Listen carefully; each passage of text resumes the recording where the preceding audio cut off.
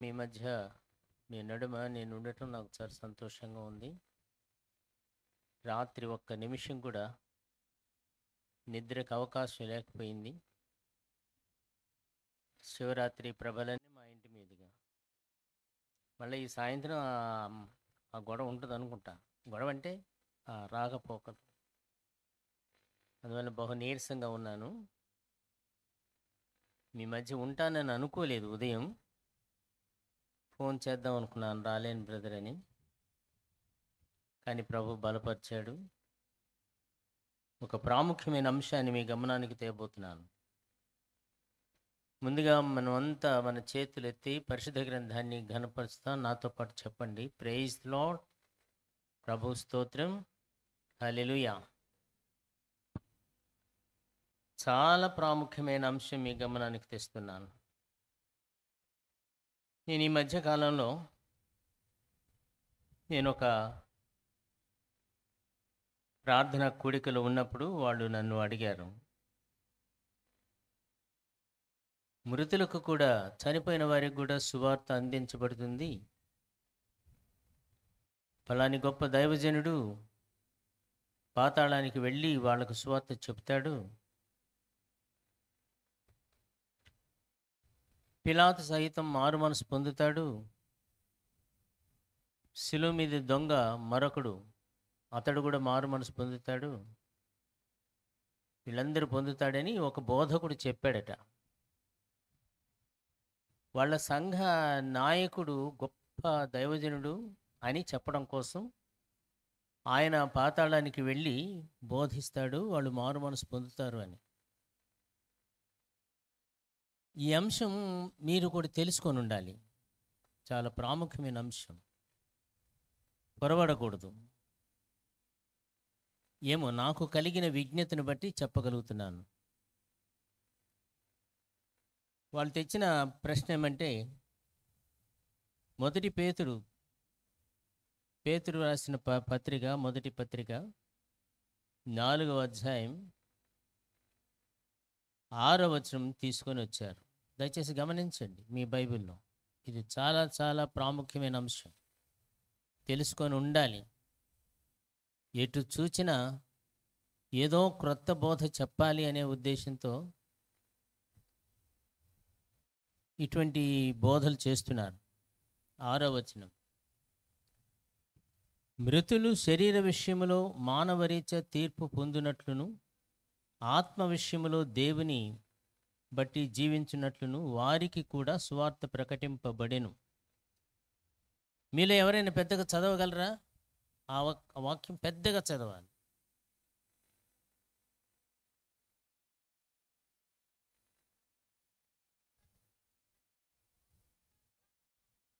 వారికి కూడా సువార్త ప్రకటింపబడెను. బాగా గమనించవలసిన విషయం. నేను చాలా సింపుల్గా ముగిస్తాను. వారికి కూడా సువార్త ప్రకటింపబడుచున్నది అని లేదు,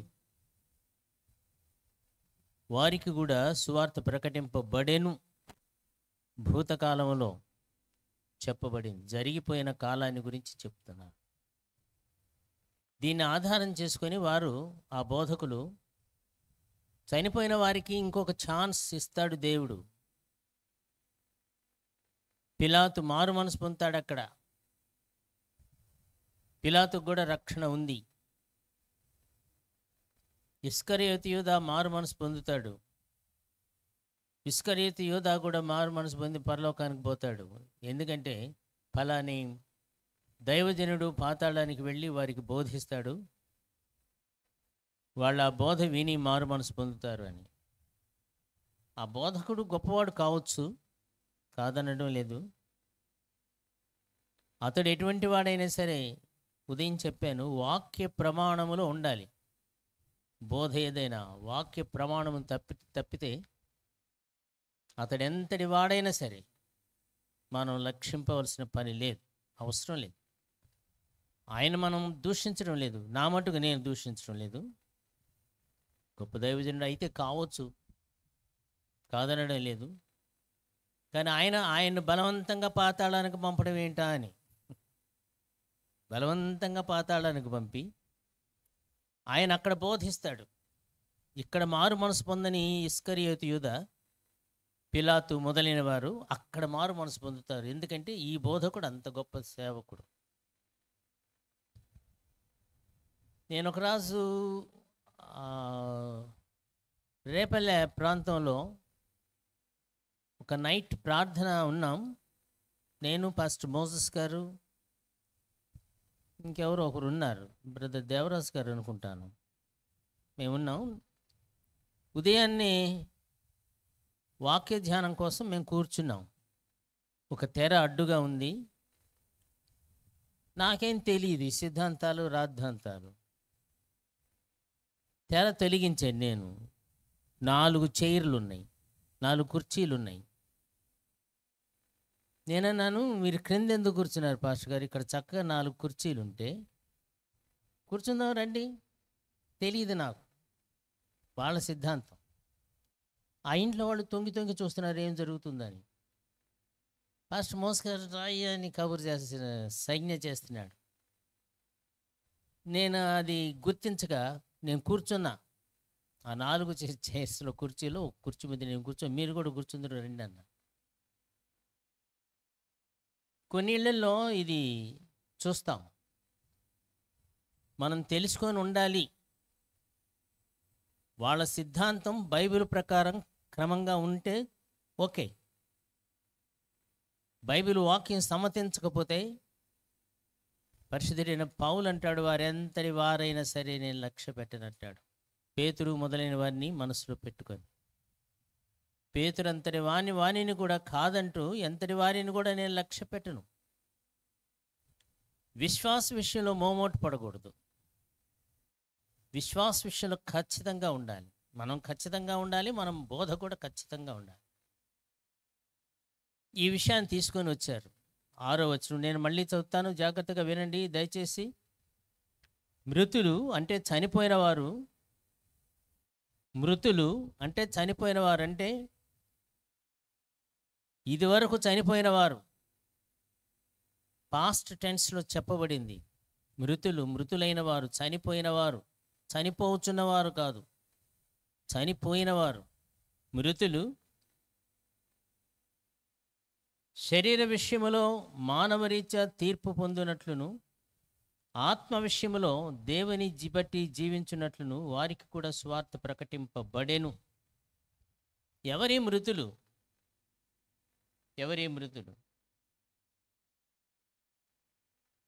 శరీర విషయంలో వారికి తీర్పు జరిగింది.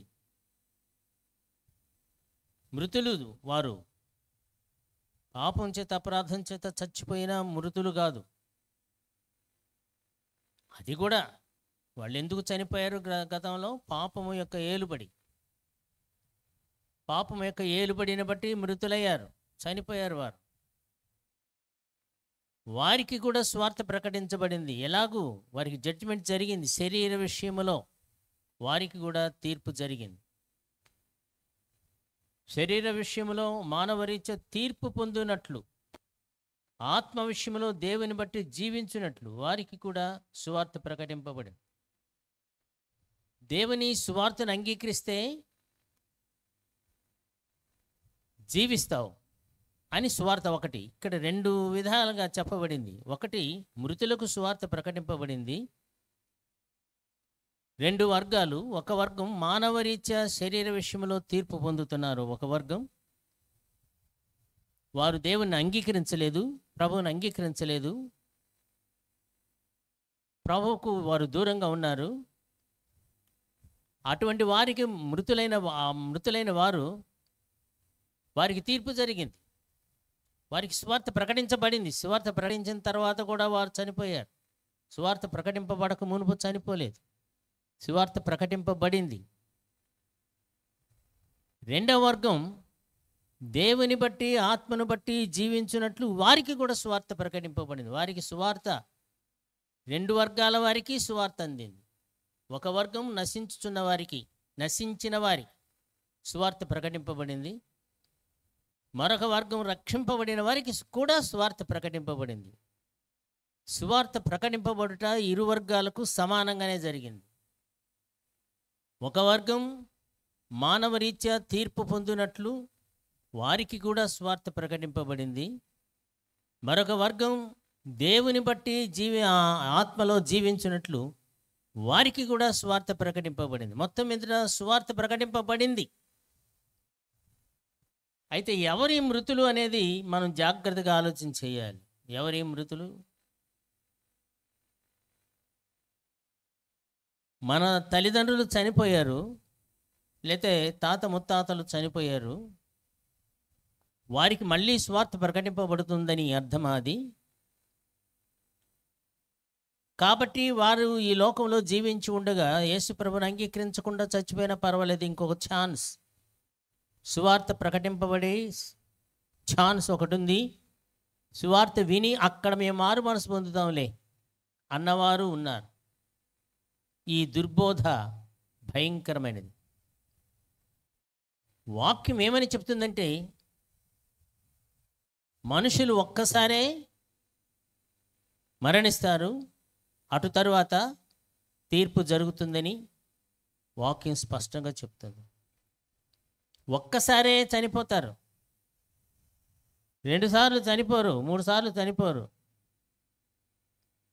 హెబ్రీ పత్రికలో ఈ విషయం చూద్దాం. హెబ్రీ పత్రిక 9వ అధ్యాయం 27వ వచనం చదవండి మీరు పెద్దగా. మనుషులు ఒక్కసారే మృతి పొందవలెనని నియమింపబడెను, ఆ తర్వాత తీర్పు జరుగును. అది వాక్యం చెప్తుంది, లేఖనం. అది మనకు లేఖనం ప్రమాణమా లేకపోతే నా మాట ప్రమాణమా? నేను పెద్ద భక్తుని కావచ్చు, కాదనడం లేదు, అంటే ఊరికి మీకు ఉదాహరణ చెప్తా. లేఖన మర్మం ఎరిగిన వ్యక్తిని కావచ్చు. నేను ప్రమాణమా, దేవుని వాక్యం ప్రమాణమా? దేవుని వాక్యమే ప్రమాణం. బైబిల్లో అలా చెప్పబడి ఉందా? బైబిల్లో ఏమని చెప్పబడిందంటే, మానవులందరూ చనిపోతారు, అటు తర్వాత తీర్పు జరుగుతుంది అని వాక్యం తేటగా వ్రాయబడి ఉంది. మనుష్యులు ఒక్కసారే మృతి పొందవలని నియమింపబడెను. ఆ నియమం అయిపోయింది. ఆ పండు తింటే చస్తావు, తినవద్దు, ఆజ్ఞ నియమింపబడింది. కానీ అతిక్రమించారు. ఆదాము హవ్వలు, మరణం చొచ్చుకొని వచ్చేసింది. కాగా ఒక్కసారే మృతి పొందవలని నియమింపబడెను, ఆ తర్వాత తీర్పు జరుగును. తీర్పు జరుగుతుంది, ఎవరు తప్పించుకోలేరు. రెండవసారి మారు మనసు పొంది సువార్తను విశ్వసించే అవకాశం లేనే లేదు. ఇది బాగా గమనించండి. ఈ దుర్బోధకులు చెప్తున్నారు, వాళ్ళని నేను దుర్బోధకులని అంటున్నా. వాళ్ళు బైబిల్ పండితులైతే కావచ్చు కాక, గొప్ప ఉపాసకులు కావచ్చు కాక, ఉపవాస ప్రార్థనలు అవి ఇవి చేసిన వారు కావచ్చు. నో డౌట్ వాడు నాకంటే యోగ్యుడు, వాక్యం బాగా తెలిసిన వాళ్ళు అయి ఉండొచ్చు. కానీ ఈ విషయంలో సమగ్రత ఎవరికీ లేదు. అర్థం చేసుకునే విషయంలో లోపభూయిష్టంగా ఉండకూడదు, సరైన రీతిగా అవగాహన చేసుకోవాలి. మృతులు వారికి ఒక్కసారే మరణం, ఒక్కసారే మరణం. ఆ పెద్దయిన అంటాడు, దేహినోస్మిన్ యథా దేహే కౌమారం యవ్వనం జర తథా దేహాంతర ప్రాప్తి ధీరస్తత్ర నముహ్యతి అంటాడు. అప్పుడప్పుడు ఇలా చెప్పానని మీరేం బాధపడబాకండి. కొంచెం ఇతరత్ర ప్రామాణిక, అంటే వాళ్ళ మతాలకు అవి ప్రామాణిక గ్రంథాలు కాబట్టి అవి కూడా అప్పుడప్పుడు కొంచెం, ఈ శరీరములో ఉన్నటువంటి వారు బాల్యము, కౌమారము, యవ్వనం, ముసలితనం ఇవన్నీ ఒకదాని తర్వాత ఒకటి ఎలా వస్తుందో అలాగే ఈ దేహం విడిచి మరొక దేహాన్ని ధరిస్తాం అంటాడు ఆ పెద్ద ఆయన. మరొక దేహంలో యవ్వన సంబంధమైన దేహమా, లేకపోతే కౌమార సంబంధమైన దేహమా, లేకపోతే ముసలితనములోని దేహమా? మారేది ఏ దేహములో? పొరపాటు అది. పచ్చి పొరపాటు అది. సంస్కృతం మంత్రం బాగానే ఉంది, వ్యాకరణబద్ధంగా ఉంది, చాలా యోగ్యంగా ఉంది. ఆ చెప్పింది ఆ పెద్ద ఆయన ఒప్పుకుంటాం. కానీ చెప్పిన తీరు విషయము స్పష్టత కాదు, సరైనది కాదు. దేహినోస్మిన్ యథా దేహే, దేహే దేహమునందు యథా ఎట్లు కౌమారం యవ్వనం జరా, బాల్యము నుండి యవ్వనములో నుండి ముసలితనానికి ఎట్లా పోతున్నాడో ఒక వ్యక్తి తన శరీరాన్ని విడిచి అలా వేరు శరీరాలు ధరిస్తాడు. కానీ జాగ్రత్తగా వినండి, బాల్యము ఒకే శరీరములో, కౌమారము ఒకే శరీరములో, ముసలితనం ఒకే శరీరంలో. మార్పు వస్తుందా మనకి? నా శరీరం ఏమైనా మారిందా? చిన్ననాడు నా శరీరం, కౌమార దశలో నా శరీరం, ఇప్పుడు వయస్సు మీరిన సందర్భంలో నా శరీరంలో మార్పు. వయస్సును బట్టి బలహీనతలు వచ్చినాయేమో కానీ ఒకే శరీరం. డాక్టర్ విద్వాన్ సంతోషం గారి కుమారుడే బాల్యములోను, కౌమారములోను, వృద్ధాప్యంలోను శరీరములో తీరుతెన్నులు మార్పు లేదు. ఒకే శరీరంలో ఈ మార్పులు వచ్చినాయి. యథా దేహే కౌమారం యవ్వనం జర తథా దేహాంతర ప్రాప్తి, దేహాంతర ప్రాప్తి. వేర్వేరు శరీరములను ధరిస్తాడు. అట్లా జరుగుతుందా? కౌమారంలో ఏ నాన్న నాకు నాన్న అయి ఉన్నాడో ఆయన ఇప్పుడు నాన్న, చనిపోయాడు అనుకోండి, నాన్న, ఆయనే మా నాన్న. డాక్టర్ విద్వాన్ కనుపర్తి సంతోషం. కౌమారమైన, యవ్వనమైన, వృద్ధాప్యమైన మార్పు రాలేదు, అదే తీరు ఉంది. కాబట్టి గమనించాలి. ఆయన పెద్ద ఆయన ఏం చెప్తానంటే, అటువలే కౌమారము నుండి యవ్వనములో నుండి వృద్ధాప్యంలోనికి ఎలా వెళుతున్నాడో యథా తథా అటువలే దేహాంతర ప్రాప్తి, ఈ శరీరంను విడిచి మరొక శరీరం. అట్లా జరిగిందా? నీవు చిన్నప్పుడు మీ నాన్న కొడుకువేగా, మీ అమ్మ కొడుకువేగా. దేహాంతరం అయితే అది కాదుగా. ఏ దేహాంతరం వేరొక జన్మ అయితే మీ నాన్న కాడు ఇంక ఏ జన్మ ఎత్తుతున్నావో, కుక్క జన్మ ఎత్తుతావో, 10 జన్మ ఎత్తుతావో. అప్పుడు మీ నాన్న కాదు, ఇప్పుడున్న నాన్న కాడు, ఇప్పుడున్న అమ్మ కాదు. దేహాంతర ప్రాప్తి, దేహాంతరం, దేహము వేరొక దేహమును ధరించినప్పుడు. వేరొక దేహం అంటే ఈ మార్పు ఒకే దేహములో ఉండగా, ఒకే వ్యక్తిలో ఉండగా మార్పులు వచ్చినాయి. వేరువేరు దేహములు, వేరువేరు జన్మలు ఎత్తినప్పుడు వేరువేరు తల్లిదండ్రులు ఉంటారు. అంతేగా? మీకు అర్థమవుతుందా? కొంచెం జాగ్రత్తగా ఆలోచన చేయండి. అది కుదరదు. బహుశా ఈ దుర్బోధకు, ఇటువంటి దుర్బోధలు కారణం కావచ్చు, ఇటువంటి దుర్బోధలు కారణాలు కావచ్చు. ప్రియులరా, జాగ్రత్తగా విందాం. మృతులు శరీర విషయంలో మానవరీత్యా తీర్పు పొందినట్లు వారి మానవ శరీరం తీర్పు పొందుతుంది. చనిపోయి సమాధి చేయబడతారు. మన్నుకు మన్ను, దుమ్ముకు దుమ్ము, ధూళికి ధూళిగా మార్పు చెందుతారు. మానవరీత్యా తీర్పు జరిగింది. వారికి స్వార్థ ప్రకటింపబడలేదా? ఇందాక సహోదరి ఎవరో సాక్ష్యం ఇస్తున్నారు, మారు మనసు పొంది యేసుప్రభుని అంగీకరిస్తే పరలోకానికి పోతామని. అవును, మారు మనసు పొందకపోతే, సువార్తను అంగీకరించకపోతే, యేసుప్రభుని రక్షకునికి అంగీకరించకపోతే పరలోకానికి పోము, నిశ్చయంగా నరకానికి పోతాం. నిశ్చయంగా. వారు ఏ గుంపులో, ఏ సహవాసములో, ఏ చర్చిలో ఉన్నప్పటికీ కూడా, ఎంత పెద్ద నాయకుడైనప్పటికి కూడా, క్రీస్తు రక్తములో కడుగబడనిదే పాపముల నుండి పాప క్షమాపణ పొందకపోతే వారు నిత్య నరకానికి పోతారు. అది నిత్య నరకం. నరకానికి హేడెస్ అని, అబిస్ అని కూడా లాటిన్ భాషలో, అబిస్, హేడెస్, హెల్, ఏదో వేరువేరు పేర్లు ఉన్నాయి. వెళుతారు. ఇక అక్కడికి వెళ్ళిన వారు ఇంకా రారు. లూకాసు వార్త 16వ అధ్యాయంలో 19వ వచనం నుండి ఒక ఉపమానం ప్రభు అయిన యేసు చెప్పింది ప్రభు అయిన యేసు, నేను కాదు, మరొకడు కాదు. యేసు ప్రభు చెప్పిన వార్త ప్రామాణికమైంది. చెప్పింది ప్రభు అయిన యేసు, నేను కాదు, మరొకడు కాదు. యేసు ప్రామాణికుడు.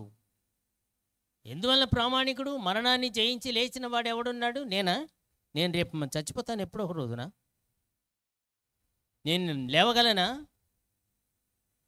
మా శక్తి, మా భక్తి, మా యుక్తి ఏది పనిచేయదు.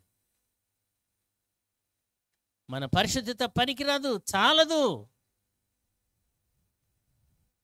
యేసు ప్రభు యొక్క శక్తిని బట్టి మాత్రం ఒకానొక దినమున ఆయన వాక్కును బట్టి శక్తిని పొంది మృతులైన వారు తిరిగి లేస్తారు. యోహాను సువార్త 5:28 ప్రకారం మృతులైన వారు తిరిగి లేస్తారు.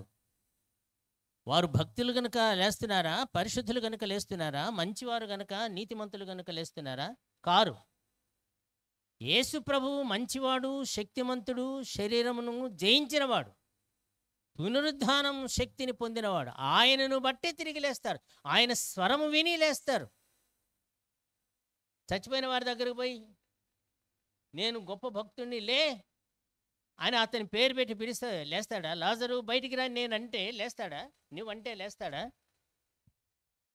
యేసు ప్రభు ఒక్కడే అధికారి. లాజరు బయటికి రా అనగలిగిన వాడు యేసు ప్రభు మాత్రమే. అన్నవాడు కూడా యేసు ప్రభువే. ఆమె లాజరు అనకుండా మృతులైన వారు తిరిగి లేండనంటే అప్పుడే లేచి వచ్చేవాళ్ళు. సమాధుల్లో ఉన్న వారందరూ సమాధులను పెకలించుకుని లేచి వచ్చి ఉండేవారు. కానీ అలా జరగలేదు. లాజరు పేరు పెట్టి అక్కడ సందర్భాన్ని బట్టి ఆ ఒక్క వ్యక్తి పేరే పిలిచాడు కనుక లాజరు ఒక్కడే బయటకు వచ్చాడు. లాజరు బయటికి రా. శక్తిమంతుడు, నీతిమంతుడు, పరిశుద్ధుడు, మృతులను సజీవులుగా లేపగలిగిన వాడు ప్రభువైన యేసుక్రీస్తు మాత్రమే. పొరబడవద్దు సహోదరి సహోదరుడా. ఒక దినము రానయ్యున్నది. ఆ దినమున ఆయన లేపబోతున్నాడు. మృతులరా లెండి. ఆయన స్వరం విని లేస్తారు. మేఘమండలం మీద ఆయన వచ్చినప్పుడు ముందుగా పరిశుద్ధులు లేపబడతారు. పరిశుద్ధ సంఘం, వధు సంఘం లేపబడుతుంది. ఆత్మలు, దేవుని సన్నిధిలో ఉన్న ఆత్మలు ఈ శరీరాన్ని సంధించి ఇవి మరణ శరీరాలు మహిమ శరీరాలుగా మార్చబడి పైకెత్తబడుతుంది. ప్రియులరా, ఇది గమనించదగినటువంటి విషయం. పునరుద్ధానం. యేసుప్రభుని అంగీకరించని వారు ఆ జీర్ణావస్థలోనే ఉంటారు. సమాధి స్థితులు, సమాధి కావచ్చు, జీర్ణమై దుమ్ము దుమ్ము ధూళి ధూళి అయితే ఉండవచ్చు. కానీ ఒక దినము ప్రభు వచ్చినప్పుడు 7 ఏళ్ల శ్రమకాలం పూర్తి అయిన తర్వాత, జాగ్రత్త, మళ్ళా నేను కాంట్రవర్షియల్ అడుగు వేస్తున్నాను, తప్పు కాదు, ఎంతో జాగ్రత్తగా ఆలోచన చేసి చెప్తున్నాను. 7 ఏళ్ల శ్రమలు ఇశ్రాయేలీలకు, యూదులకు. ఆ శ్రమలు తీరిన తర్వాత అంతిమ క్రీస్తు యూదులను తరుముకుంటూ వచ్చినప్పుడు యూదులు పారిపోయి, ఓడిపోయి, పారిపోయి తమ రక్షణ కొరకు కేకలు వేసుకుంటూ ఒలీవ కొండ వైపు వస్తున్నప్పుడు వేవేల పరిశుద్ధులతో మృతులైన మనము కూడా మహిమ శరీరాలు పొంది అప్పటికే చేర్చబడి ఉంటాం. వేవేల పరిశుద్ధులతో ఆయన వస్తాడు మహిమ శరీరాన్ని ధరించి. క్రీస్తు విరోధిని, యాంటీ క్రైస్ట్ని ఓడించి, బంధించి, ప్రకటన 20వ అధ్యాయంలో చెప్పబడినట్టు అగాధములో వేసేస్తారు. అగాధములో వేయబడతాడు వాడు మొదటిగా. జాగ్రత్త గమనించండి, ఈ క్రమం తప్పకూడదు. ఆ సమయంలో ఆయన 1000 ఏండ్ల పరిపాలనకు సింహాసనం యెరూషలేములో పరిపాలన చేస్తాడు 1000 ఏండ్లు భూమిని. ఆ తర్వాత మృతులైన వారందరినీ లేపుతాడు ఒక్క స్వరం. ముందుగా ప్రభు స్వరం విని పరిశుద్ధులుగా లేపబడిన వారు ఒక వర్గం, నేను లేస్తాను, నీ సంగతి నాకు తెలీదు, నేను లేస్తాను. ఆయన స్వరం విని ప్రభువును నేను అంగీకరించారు, నేను లేస్తాను, మహిమ శరీరాన్ని పొందుతాను. మన్నుకు మన్ను, దుమ్ముకు దుమ్ముగా, ధూళికి ధూళిగా మారిన నా శరీరం మహిమ శరీరంగా మార్చబడుతుంది, నేను లేస్తాను. 1000 ఏండ్లు అవిశ్వాసులు లేవరు, అలాగే ఉంటారు. సమాధుల్లో ఉంటారో, మన్నుకు మన్ను, దుమ్ముకు దుమ్ము ఎట్లా ఉంటారు.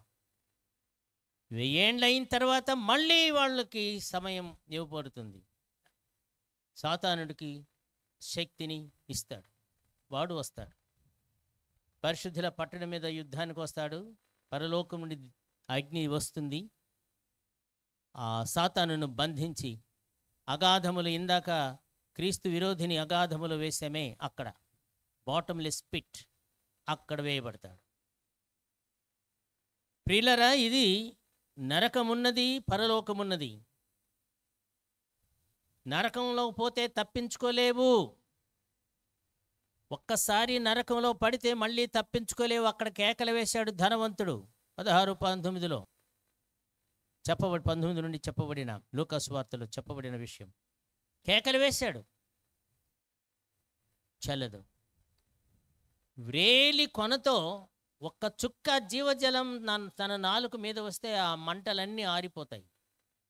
ఒక్క చుక్క జీవజలం అనుగ్రహింపబడలేదు. తండ్రివైన అబ్రహామును గుర్తించాడు. అతడు యూదుడు. ఆ చనిపోయిన ధనవంతుడు ఖచ్చితంగా యూదుడు, అందుకనే గుర్తించాడు అబ్రహాం.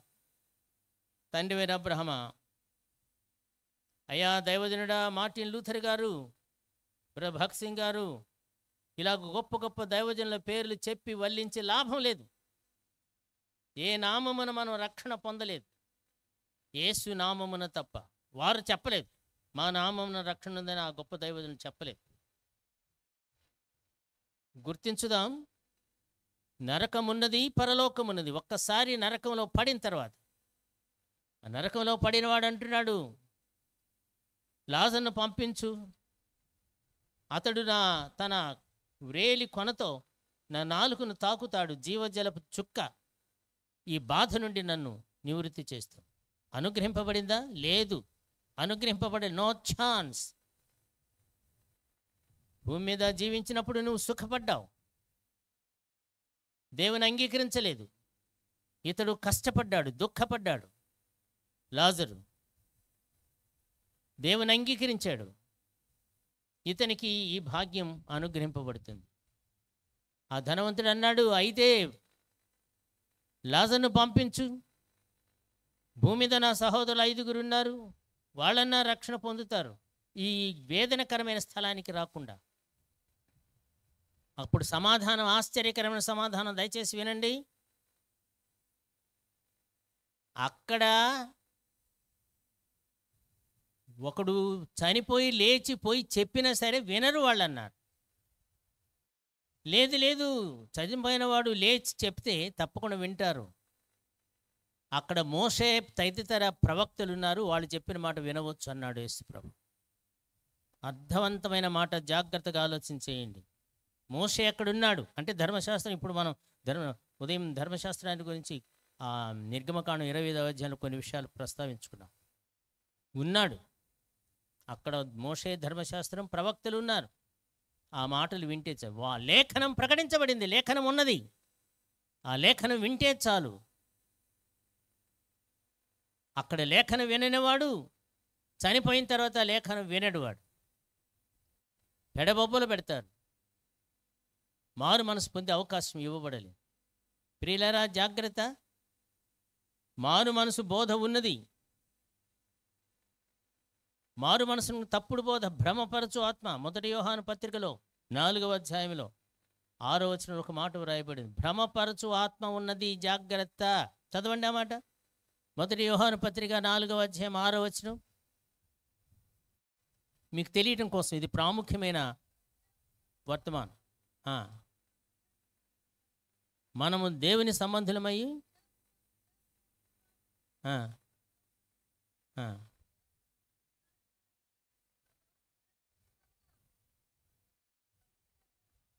ఇందువలన మనము సత్యస్వరూపిన ఆత్మ ఏదో, భ్రమపరచు ఆత్మ ఏదో తెలుసుకొనుచున్నాం. భ్రమపరచు ఆత్మ ఉన్నది ప్రియులరా. రెండవసారి మారు మనసు పొందవచ్చు, నరకం తప్పించుకోవచ్చు అని బోధ అది భ్రమపరచు ఆత్మ. భ్రమపరచు ఆత్మ ఉన్నది, మోసపరచు ఆత్మ ఉన్నది. మనం లోను కావద్దు, జాగ్రత్త. దేవుని సత్యవాక్యం మన ముందు ఉన్నది. వాక్యాన్ని నమ్ముకుందాం. నా కలలో ఆయన కనిపించాడు, ఆయన చెప్పాడు. ఆయన ఎవరు, ఈయనెవరు, నేనెవరిని? ఆయన లేదు, నేను లేదు, ఎవరూ లేరు. ఆయన మాత్రమే, యేసు ప్రభు మాత్రమే, క్రీస్తు ప్రభు మాత్రమే సర్వాధికారి. ఆయన వాక్యం ఇచ్చాడు, లేఖనం ఇచ్చాడు. దేవునికి స్తోత్రం చెల్లిస్తున్నాం. ఈ లేఖనం చదువుకుందాం. ఒకవేళ చదువు రాకపోతే వేరే వాళ్ళ చదివించి తెలుసుకోవటానికి ప్రయత్నం చేయండి. భ్రమపరచు ఆత్మ ఉన్నది, గుర్తిస్తున్నారా? భ్రమపరచు ఆత్మ. నడుస్తున్నాను రాత్రి వేళ, మసక చీకటి, గాలి వీస్తుంది, వగుడాకు అక్కడ కదులుతుంది. ఉలుకుపడ్డా, అది పామేమో. ఉలుకుపడి తప్పుకున్నా, తీరా చూస్తే అది వగుడాకు, ఎండుటాకు. భ్రమపడ్డాను నేను. కాని దానిని అవునని, అయిన దానిని కాదనుట భ్రమ. ఒకవేళ అది నిజంగా వగుడాక అయితే పర్వాలా, అది నిజంగా పాము అయితే, ఇది వగుడాకని కాలు వేస్తే, అది నన్ను కాటు వేస్తే ప్రాణాపాయం. తెలుసుకోవాలి ఏది వగుడాకు, ఏది వగుడాకు పాము, ఏది నిజము కాదు. పరీక్షించాలి. సమస్తమును పరిశోధించండి, పరిశీలించండి అని వాక్యం చెబుతుంది. నిజాన్ని చేపట్టండి, సత్యాన్ని చేపట్టండి. సత్యమేవ జయతే, సత్యమే జయిస్తుంది. సూత్రం బాగానే ఉంది. సత్యమేవ జయతే సూత్రం బాగానే ఉంది. ధర్మో రక్షతి రక్షితః ధర్మః. ధర్మము రక్షింపబడితే ఆ ధర్మమే నిన్ను రక్షిస్తుంది. అలా జరుగుతుందా మన కళ్ళ ముందు? వల్లి వేస్తున్నారు, నీతులు మాత్రం వల్లిస్తున్నారు. సత్యం బన్న హుళక్కి ధర్మము తమాషా మాటయే గాని ఏ సత్యం బేడిచే. వర్ణభేద విషదూష్యంబుల్ మహాధర్మములు, వ్యత్యస్తంబులు, అనైకమత్యములు, అసూయ ద్వేష భావంబులే సత్యాలు. చచ్చినవాడు శాయ్యగు, మస్తానవు మరేమోయగును. నిజం కాదా? సత్యం బన్న హుళ్ళకి ఒట్టిదే, అంత అబద్ధం. సత్యం లేదు, పాడు లేదు ఈ దేశంలో. మానవ చరిత్రలు, ఈ దేశమే కాదు ప్రపంచ చరిత్రలు. పైకి మాత్రం సత్యమేవ జయితే. సూత్రం బాగానే ఉంది, ధర్మం బాగానే ఉంది. సత్యం బన్న హుళ్ళకి ధర్మము తమాషా మాటయే గాని ఏదో తమాషాకే ధర్మం. ఏ ధర్మం మీర్చి? వర్ణభేద విషదూష్యంబుల్ మహాధర్మములు. ఆ ధర్మాలన్నీ కులభేదంతో దుష్యమానములైనాయి. కులభేదంతో దుష్యమానమైనంటే ఆ ధర్మము, అది ఒక ధర్మమేనా? ఒకే తప్పు శూద్రుడు చేస్తే వాడికి శిక్ష వేరు, అదే తప్పు క్షత్రియుడు చేస్తే వాడికి శిక్ష వేరు, అదే తప్పు బ్రాహ్మణుడు చేస్తే వాడికి శిక్ష వేరు. ఇదేంటి? తప్పు ఒకే విధమైన తప్పు చేసినప్పుడు శిక్ష కూడా ఒకే విధంగా ఉండాలి కదా. అట్లా లేదు, మనుస్మృతిలో అలా లేదు. ఆ తప్పే, ఆ పొరపాటే క్షత్రియుడు చేస్తే ఒక విధంగాను శిక్ష, బ్రాహ్మణుడు చేస్తే శిక్ష మరొక విధంగాను, శూద్రుడు చేస్తే శిక్ష మరొక విధం. ఇదేమి ధర్మం? అందుకే మహాకవి జాషువా చెప్పాడు, సత్యం బన్న హుళ్ళకి ధర్మము తమాషా మాటయే గాని ఏ సత్యం బేడిచే. వర్ణభేద విషదూష్యంబులు మహాధర్మములు, వ్యత్యస్తంబులు, అనైకమత్యములేగా. ఈ కులం అంటే వాడికి గిట్టడంలో వాడి కులం అంటే ధర్మం. మళ్ళా అందరూ ధర్మం. కాషాయ వస్త్రాలు వేసుకుంటే ధర్మం అయిపోయింది. కుంభమేళాల్లో మునిగితే, ఆ నీళ్ళల్లో మునిగితే పాపాలన్నీ ప్రక్షాళన అవుతాయి. మరి వాటర్ ప్రూఫ్ డ్రెస్ వేసుకొని మునిగితే నీరేమి కాలేదుగా. అసలు ఆ నీటిలో స్నానమే, ఇంకేం చేసావన్నా? అంటే నీకొక ధర్మం, నాకొక ధర్మమా? నువ్వంటే ఉన్నవాడివి, ప్రైమ్ మినిస్టరు కాబట్టి నువ్వు దిగావు, వాటర్ ప్రూఫ్ నీకుంది. నేను ఒక సామాన్య మానవుణ్ణి, నాకు వాటర్ ప్రూఫ్ డ్రెస్ లేదు. నాకు శిక్ష, నా పాపాలు పోవాలా పోవా? ఏంటిది? ధర్మము వ్యత్యస్తంబులు అనైకమత్యములు అసూయా ద్వేషభావంబులే సత్యాలు. ఆ కులం వాడికి ఈ కులం అంటే అసూయ, ఈ కులం వాడికి ఆ వర్ణం అంటే అసూయ, అంతా అసూయ ద్వేషభావం. సత్యం చచ్చినవాడు శాయి. అమ్మో, చచ్చిపోయాడు మహాత్ముడండి, చచ్చిపోయినవాడు మహాదేవుడు, సాక్షాత్తు భగవంతుడు. మన ఇళ్ల ముందు జరుగుతున్న విషయాలు కూడా అవే. ప్రభునందు ప్రియులరా, గమనిద్దాం, మోసపోవద్దు. భ్రమపరచు ఆత్మ ఉన్నది, వాడు భ్రమపరుస్తాడు, జాగ్రత్త. యెరూషలేముకు ప్రయాణం అవుతున్నారు. ప్రభుని శిష్యులతో చెప్తున్నాడు, అక్కడ మనుష్య కుమారుడు పాపుల చేతికి అప్పగింపబడతాడు. పాపులు అంటే రోమన్ సైనికులు, అన్యులు. పాపుల చేతికి అప్పగింపబడతాడు. ఆయనను అక్కడ వాడు సిలువేసి చంపుతారు.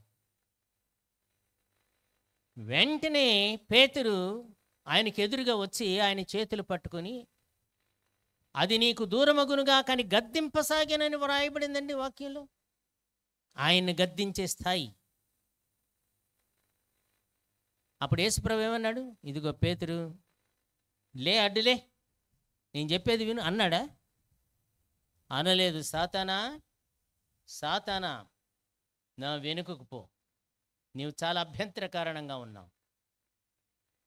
పేతురు సాతానా?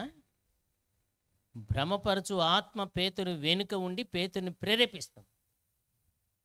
భ్రమపరచు ఆత్మ పేతురు వెనుక ఉండి యేసు ప్రభు ముందుకు వచ్చే దమ్ములు లేవు కదా సాతానికి, ఆయనని ఎదిరించే దమ్ములు లేవు కదా సాతానికి.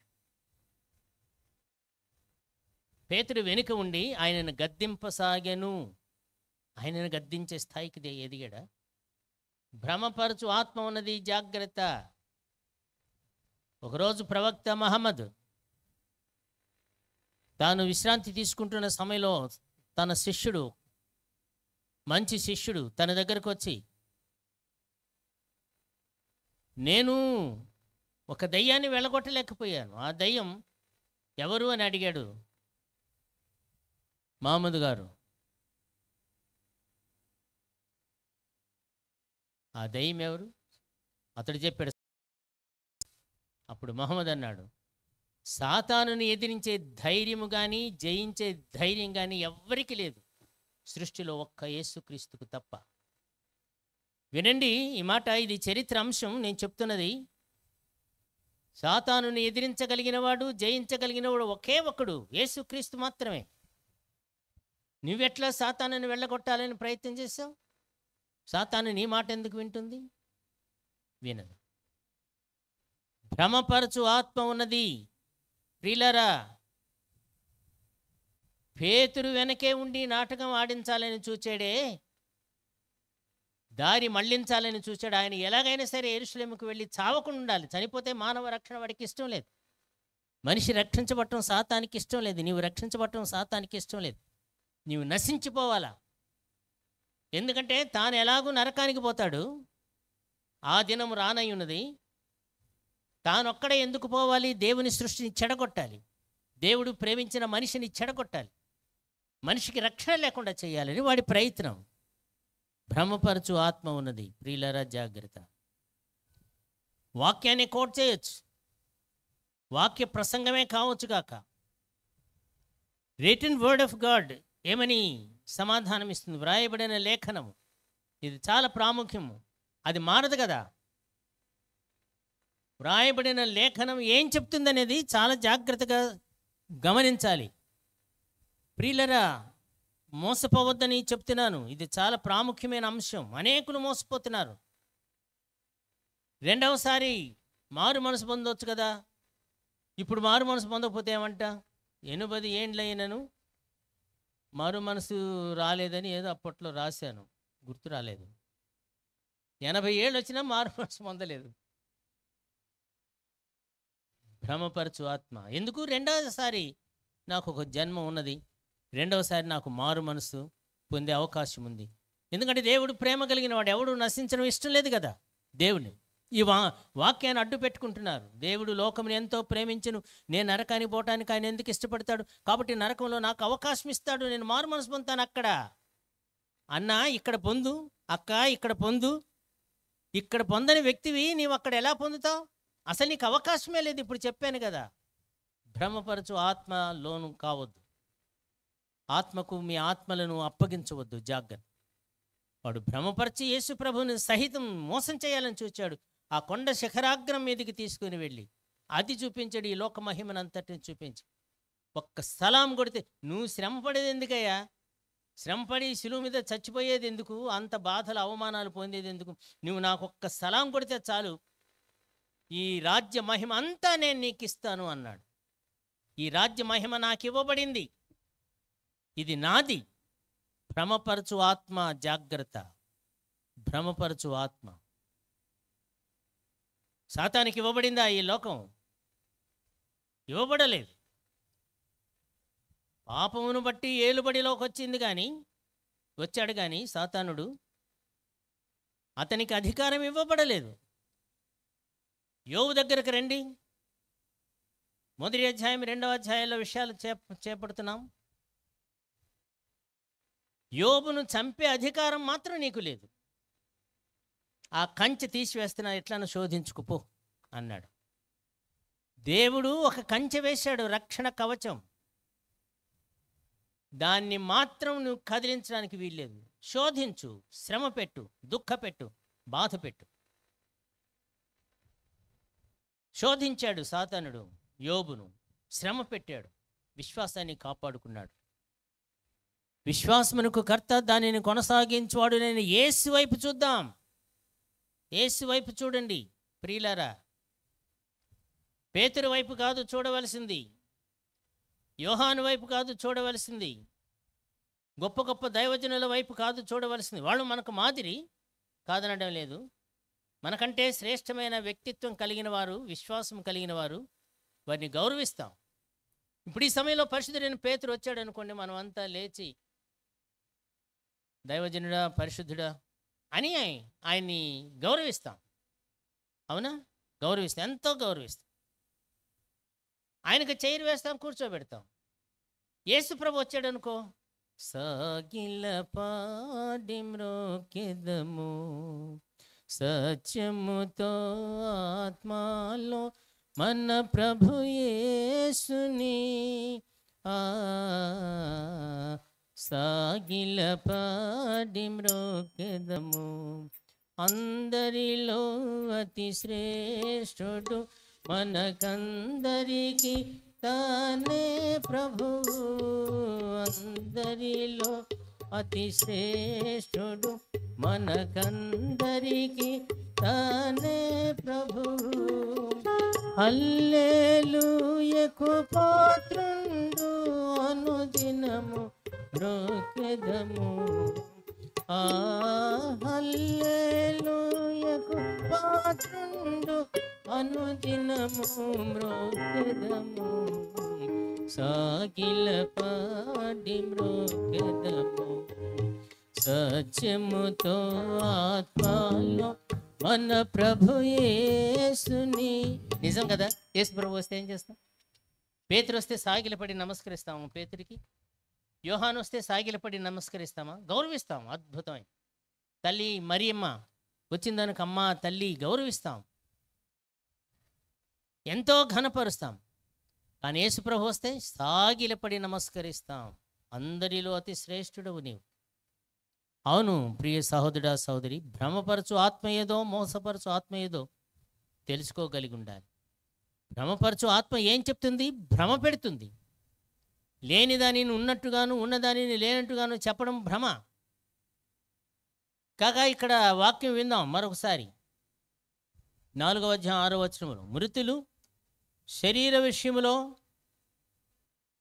మానవరీత్యా తీర్పు పొందినట్లు, ఆత్మ విషయములో దేవుని బట్టి జీవించినట్లును వారికి కూడా సువార్త ప్రకటింపబడిన. వారికి కూడా అనే మాట ప్రాముఖ్యమైనది. 2 వర్గాలు కనిపిస్తున్నాయి. ఒక వర్గానికి సువార్త ప్రకటింపబడింది, వారు మృతులు, యేసు ప్రభువుని అంగీకరించలేదు. లేక దేవుని యందు విశ్వాసం ఉంచలేదు, దేవుని నిబంధనకు లోబడలేదు, వారికి కూడా మరొక వర్గం ఆత్మ సంబంధమైన జీవులు ఆత్మను బట్టి ప్రభువైన యేసుక్రీస్తును రక్షకునిగా అంగీకరించారు. వారికి కూడా సువార్త ప్రకటించబడింది. సువార్త ప్రకటించబడిన తరువాతనే రక్షించబడిన వారికి పరలోక రాజ్యం, రక్షింపబడని వారికి నరకం సంప్రాప్తము. ఇంకో సంగతి విందాం. వారికి కూడా సువార్త ప్రకటింపబడింది, బడెను పాస్ట్ టెన్స్లో, భూతకాలంలో జరిగిపోయింది. అది ఎవరు? వారు జరిగిపోయిన కాలంలో. ఇదే పత్రికలో 3వ అధ్యాయం జాగ్రత్తగా గమనించవలసిన విషయం. 3వ అధ్యాయంలో 18వ వచనం నుండి చదువుతాను. దేవుని చిత్తము అలాగున్న ఎడల కీడు చేసి శ్రమపడుట కంటే మేలు చేసి శ్రమపడుటే బహుమంచిది. ఏలైనగా మనలను దేవుని యొద్దకు తెచ్చుటకు అనీతిమంతుల కొరకు నీతిమంతుడైన క్రీస్తు శరీర విషయములో చంపబడియు, జాగ్రత్తగా వినండి, శరీర విషయములో చంపబడి ఆత్మ విషయములో బ్రతికింపబడి పాపముల విషయములో ఒక్కసారే శ్రమపడిను. దేవుని దీర్ఘశాంతము ఇంకా కనిపెట్టుచున్నప్పుడు పూర్వము నోవహు దినములలో ఓడ సిద్ధపరచుచుండగా అవిధేయులైన వారి యొద్దకు, అనగా చెరలో ఉన్న ఆత్మల యొద్దకు ఆయన ఆత్మరూపిగానే వెళ్ళి వారికి ప్రకటించెను. జాగ్రత్తగా వినండి ప్రియులారా, ప్రకటించెను, ప్రకటింపబడెను సువార్త. ఎవరికి? వారికి కూడా. నోవహు కాలములో కూడా జలప్రళయములో అనేకులు చచ్చిపోయారు కదా, నోవహు కాలములోని వారికి కూడా సువార్త ప్రకటింప, వారంతా మృతులైపోయారు, వారికి సువార్త ప్రకటింపబడింది. ఎలాగూ? అవిధేయులైన వారి యొద్దకు, అనగా చెరలో ఉన్న ఆత్మల యొద్దకు ఆయన ఆత్మరూపిగానే వెళ్ళి వారికి సువార్త ప్రకటించారు. ప్రకటించింది నోవహు, కానీ నోవహు ద్వారా ప్రకటించాడు ఆయన సువార్తను ఆత్మరూపిగా. దైవం మానుష రూపేణ, మనుష్య రూపములో భగవంతుడు సాక్షాత్కరిస్తున్నాడు. నోవహు రూపములో, ఆత్మ రూపములో ఆనాటి ప్రజలకు సువార్త ప్రకటించాడు. జలప్రళయంలో నశించిన వారికి కూడా సువార్త ప్రకటింపబడింది. ఎవరు ఆక్షేపణ చేయడానికి వీల్లేనిది. మాకు సువార్త తెలియదు, మాకు దేవుని గురించి మాకు తెలియదు, నరకం ఉన్నదని మాకు తెలియదు, పరలోకం ఉన్నదని మాకు తెలియదు అనడానికి వీలు లేకుండా వారికి కూడా, వారికి అంటే నోవహు దినంలో ఉన్న వారికి కూడా, వారు నరకానికి పోయారు, కానీ వారు నరకానికి పోకమునుపు ప్రకటింపబడెను. సువార్త ప్రకటించాడు, ఆత్మరూపిగా వెళ్ళాడు. మాట్లాడున్నది మీరు కాదు, మీ యందున్న ఆత్మ అని ప్రభువుని యేసు చెప్పాడు. గుర్తు తెచ్చుకుందాం. మిమ్మల్ని సభలకు ఈడ్చుకొని పోయినప్పుడు, అలా తీసుకొని పోయినప్పుడు మీరు భయపడవద్దు. అప్పుడు ఏ సమయంలో ఏ సమాధానం వల్ల మీలో ఉన్న పరిశుద్ధాత్మయే మాట్లాడుతున్నాడు. మాట్లాడేది నేనే, నీవే, నిలుచున్నది మనమే, కానీ ఆ మాట అందించేది పరిశుద్ధాత్మదేవుడు. గుర్తు తెచ్చుకుందాం ఆ విషయం. పరిశుద్ధాత్మదేవుడు జ్ఞాపకం తెస్తాడు. మాట్లాడునది మీరు కాదు, పరిశుద్ధాత్ముడు. ప్రభునందు ప్రియులరా, ఇది గొప్ప అద్భుతమైన విషయం. మరొక విషయం మన గమనానికి తేబడుతుంది. మొదటి సమయాల గ్రంథం 28వ అధ్యాయంలో సౌలు అంతిమ ఘడియ కర్ణపిశాచి దగ్గరికి పోయాడు. కర్ణపిశాచి పిలిచింది సమూయేలుని. అగాధముల నుండి సమూయేలు వచ్చాడు. ఇది కూడా ఉపమానంగా చూపిస్తున్నారు ఈ తప్పుడు బోధకులు. ప్రియులారా, గమనిద్దాం. గాడిదకు స్వరం ఇచ్చిన వాడెవడు? బిలాము ప్రవక్తను విషయంలో గాడిద మాట్లాడింది. దేవుడు మాట్లాడిస్తాడు, దేవునికి అసాధ్యం ఏంటి? కర్ణపిశాచి ద్వారా పిలిస్తే అంతటి గొప్ప దైవజనుడు రావడమా? దేవుడు అనుమతి ఇచ్చాడా? అనుమతించవచ్చు, అది ఆయన ఇష్టం. అది గాడిదకు నోరిచ్చి మాట్లాడించిన దేవుడు ప్రకృతి భిన్నంగా ఏదైనా చేయగలడు. దేవునికి సమస్తము సాధ్యమే. సమస్తమును సాధ్యపరచగలిగిన దేవుడు అగాధములో ఉన్నటువంటి సమూయేలు ఆత్మను పిలిస్తే, అది కర్ణపిశాచి పిలిస్తే రావడమా అని సమస్య. కాగా రెండవసారి సువార్త ప్రకటింపబడుతుంది. కన్నపిశాచినే దేవుడు వాడుకున్నాడు ఆ గొప్ప దైవజనులను వాడుకోడా అని. వాడుకోడు, లేఖన ప్రమాణం కాదది. ఒకవేళ ఇంకొక ఆలోచన కూడా, భ్రమపరచు ఆత్మ వలన దేవుడు ఆ సత్యాన్ని నొక్కి నొక్కి చెప్పించాడేమో. అది కూడా సాధ్యమే. అది కన్నపిశాచి పిలిస్తే సమూయేలు రావడం ఏంటి? అగాధములో నుండి, అగాధము నరకములో నుండి. అసలు సమూయేలు నరకానికి పోవడం ఏంటి? అగాధములోనికి పోవడం ఏంటి? భ్రమపరచు ఆత్మ. ఏదేమైనా దేవుడు భ్రమపరచు ఆత్మ ద్వారా తన సత్యాన్ని పలికించాడు. బిలాము ప్రవక్త ద్వారా సత్యాన్ని ఒప్పించాడు. సత్యాన్ని బట్టి ఆ ప్రజలను దీవించాడు. బిలాముకి ఇష్టం లేదు ఆ ప్రజలను దీవించడం, కానీ ఒప్పించాడు. దేవునికి అసాధ్యమా? దేవునికి అసాధ్యం కాదు. బిలాము ద్వారా సత్యాన్ని ప్రకటించాడు. బిలాము ప్రవక్త కాదు, అబద్ధ ప్రవక్త. బిలాము ప్రవక్త కాదు, దెయ్యాల బోధకుడు. కానీ ప్రవక్త అని వ్రాయబడి ఉంది. యెహోషువ కాలంలో అతడు వధింపబడతాడు. దేవుడు తన ప్రవక్తలను వధిస్తాడా? కాదు.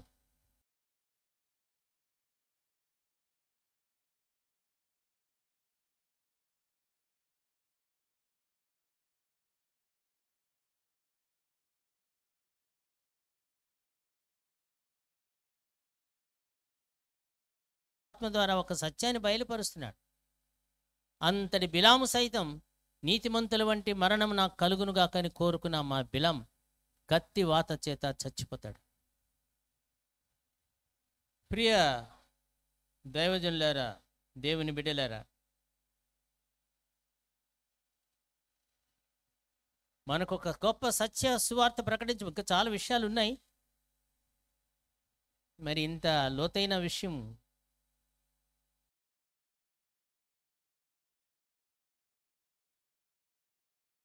మాటల్లో చెప్పి ముగిస్తున్నాను. భ్రమపరచు ఆత్మ ఉన్నది, జాగ్రత్త. మనుషులు ఒక్కసారే మృతి చెందవలని నియమింపబడిను, అటు తరువాత తీర్పు జరుగుతుంది అని లేఖనం చెప్తుంది. జాగ్రత్త.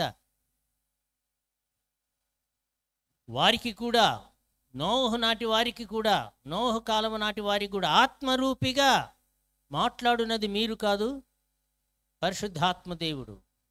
ఆత్మరీతిగా నోవహు సువార్త వాళ్ళకు ప్రకటించాడు 120 సంవత్సరాలు. ఆత్మరీతిగా సువార్త ప్రకటించాడు ప్రభువైన యేసు. వారికి కూడా అంటే నోవహు కాలము నాటి వారికి కూడా సువార్త ప్రకటించాడు. అది దేవునికి అసాధ్యమా? కాబట్టి రెండవసారి మారు మనసు పొందే అవకాశమే లేదు. రెండవసారి రక్షణ పొందే అవకాశమే లేదు, ఇచ్చే అవకాశమే లేదు. భ్రమపరచు ఆత్మ చేతిలో పడవద్దని ప్రేమతో హెచ్చరిస్తున్నాను. దుర్బోధకులు ఉన్నారు, అది ఖచ్చితంగా దుర్బోధకులు ఉన్నారు. గొప్ప గొప్ప సంస్థల పేరు చెప్తారు, సంఘ నాయకుల పేర్లు చెప్తారు. అంతవాడింత కావచ్చు, వారిని ఏమి కాదనడం లేదు. అయితే కావచ్చు, గొప్ప దైవజనులు కావచ్చు, భక్తులు కావచ్చు. కానీ పొరబడటం సహజం.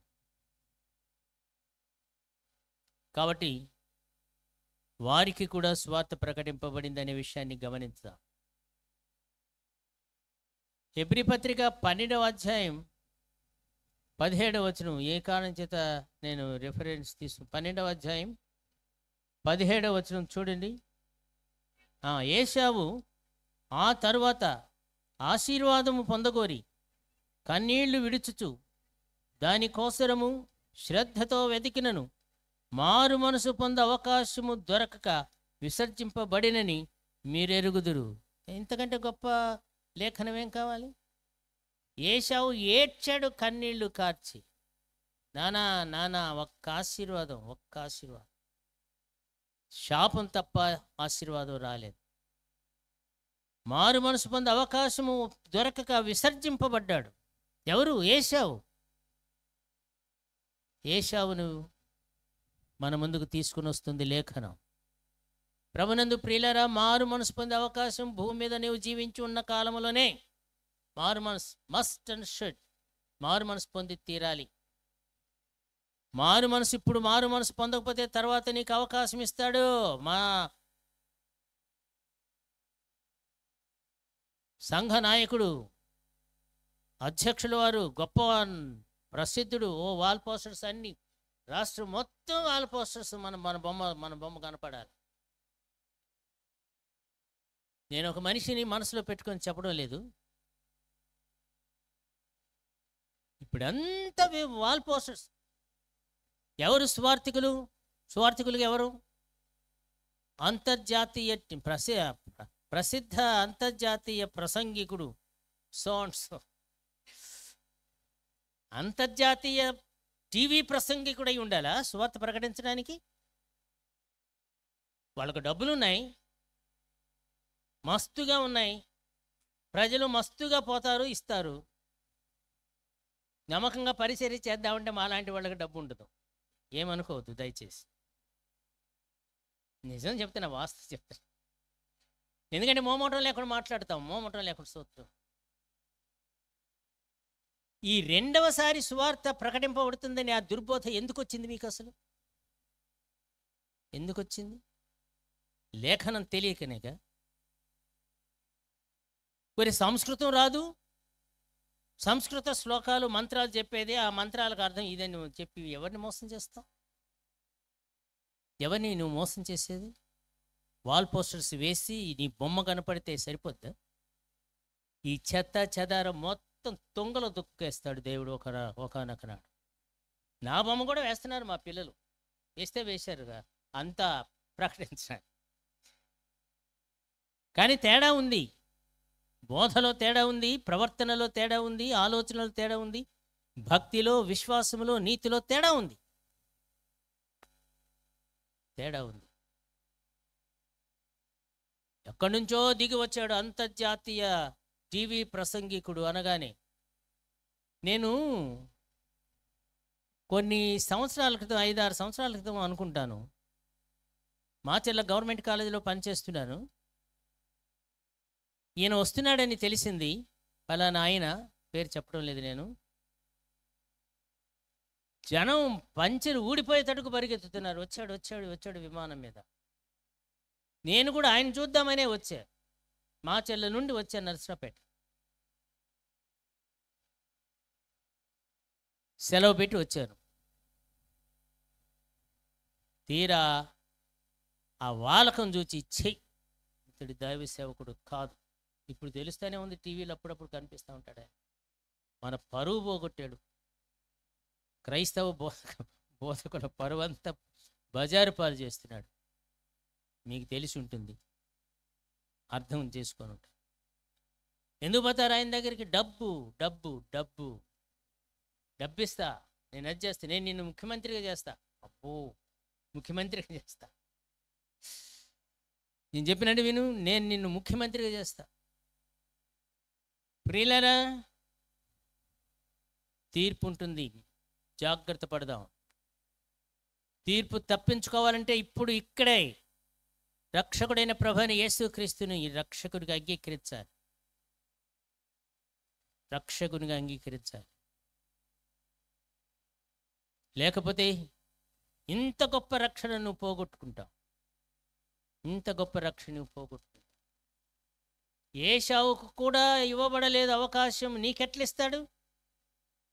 చెప్పానుగా, ఒకరికి ఒక నీతి, మరొకరికి మరొక నీతి ఉండేది. అట్లా విశ్వాసులకు కూడా తీర్పు ఉంటుంది.